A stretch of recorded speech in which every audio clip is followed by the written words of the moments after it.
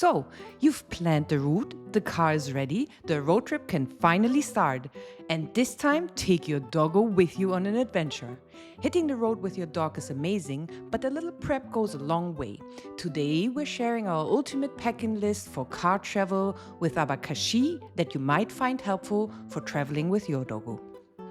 First up, safety. This is non-negotiable. Whether it's a secured crate or proper seatbelt harness, make sure your dog is safe and can rest nicely while you're driving. Abba had some issues with being in the car. He got sick, was afraid, and did not settle down to rest in the car at all. He was super stressed. We tried a lot of things like a crate in the back, a booster seat in the front, pheromone sprays, calming pills, snacks, but nothing worked. The pills actually made it worse. He started drooling like crazy when he just got near the car. What worked for us in the end is this setup. We have a car seat cover with a mesh barrier, and what really did the trick was adding a bed so he's tucked in and stable in curves and everything. And do not make fun of us, we have a giant plush teddy. We noticed that whenever one of his friends was in the car with him, Abba laid his head on the other doggo, and this calmed him down immediately. So we are simulating this scenario with a plushie. Leave us alone, anything that works, right? And of course, hours and hours of car training. Getting a bit close to the car without getting in, getting a bit closer and opening the door without getting in, sitting in the car together without driving, driving in the back with him together, the classics. Was totally worth the effort. Now Abba is still not a fan of getting in the car, but he settles down nicely and even sleeps during his car rides now. So if you're also facing some challenges with your doggo in the car, we can only recommend trying different setups and investing the time and effort in car training. Food. Pack plenty of their regular food to avoid stomach upsets. We always use an original bag of his dry food and just pack how much we think we need. We are also taking some of the canned food just in case we have some days where we cannot cook for him.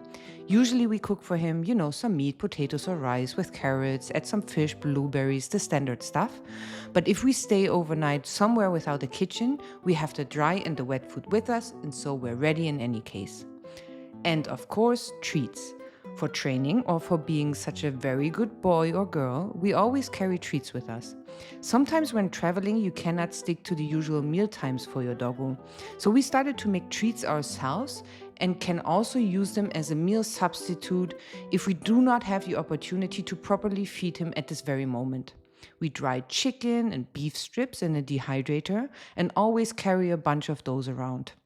So if it's mealtime and we do not have access to make him a proper dinner, we have those dried chicken and beef stripes to give him something healthy. Alternatively, we pack his meal in a plastic box and take it with us, but often this is not ideal because it is too hot outside to carry his food around all day.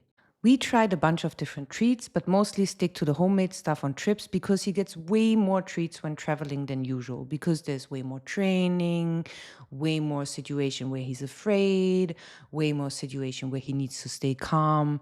So we try to stick to stuff that's rather natural. Hydration is, of course, also key. Most people take a travel bowl with them, which is recommended. We just use poop bags these days to offer him water on trips. It's super practical because you always have poop bags with you anyway. There's nothing to remember, no extra stuff to pack, and it works like a charm. Comfort and entertainment. Bringing your dog's favorite blanket or toy makes it easier for them to settle in new places. Also, it is good to have some toys to play with at a pit stop or inside when it rains.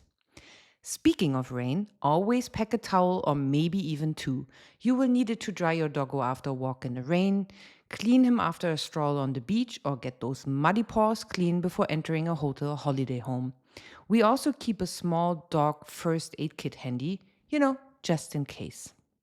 For trips longer than 3 days, we also pack the whole cleanliness routine stuff, like his toothbrush, ear wipes, shampoo for showers after mud mayhem parties, paw balm for after all that sand and salt water, his brush and his nail clippers. On top of the essentials, we absolutely recommend packing a cooling mat. For traveling during summer or areas with hotter weather, it is an absolute game changer. Abba really loves it, especially during hot nights. If you are traveling through cooler areas or a lot of rain is expected, pack a really, really good raincoat. It made a big difference for us. We went from super short rounds in the rain under whining and loud protesting to proper walks despite heavy rain with a, well, I would not go so far to say happy, but with a dog accepting that rain is not an absolute showstopper. Oh, and if you use a tracker like we do, don't forget the flipping charger. Packing smart makes the journey stress free for everyone.